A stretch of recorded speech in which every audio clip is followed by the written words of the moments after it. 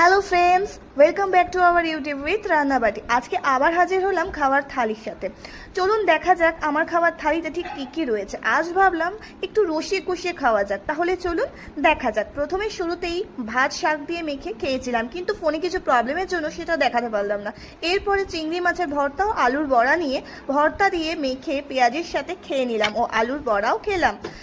আর আমার তো ভালোই লেগেছে, আপনারা প্লিজ ট্রাই করে বলবেন আপনাদের ঠিক কেমন লাগলো। এরপর আসি মাছের দিকে। বাঙালি মানেই দুপুরে অন্তত মাছ না হলে তো চলেই না, কি তাই তো আমার ইচ্ছাটাকে কিছুটা প্রাধান্য দিয়েই বানিয়ে ফেললাম অনুষ্ঠান বাড়ির মতন মাছ। তো থালাতে ভাতের সাথে মাছের একটু কাই ও এক পিস মাছ নিয়ে খেতে লাগলাম। কিন্তু কি বলুন তো, মাছটা এতটাই ভালো লেগেছে আমার কাছে যে আরেকটা মাছ নিতে দেরি করলাম না। বেশ তারপরে আর কি ভাত মাখিয়ে পেঁয়াজের সাথে খেয়ে উঠে পড়লাম। আরে দাঁড়ান, আপনারা কোথায় চললেন? যাওয়ার আগে লাইক, কমেন্ট, শেয়ার, সাবস্ক্রাইব করে আমাদের পাশে রাখতে ভুলবেন না।